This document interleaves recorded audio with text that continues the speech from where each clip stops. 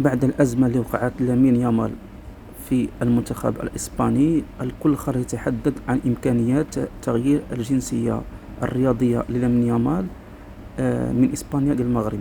فهذا يا إخوان هذا مستحيل جدا يوقع. تقولوا لي علاش؟ هذا ببساطة أنه لا يوجد المكان في المنتخب الوطني المغربي لامين يامال، لأن بلاصتو ما كايناش، لأن بلاصتو عامرة.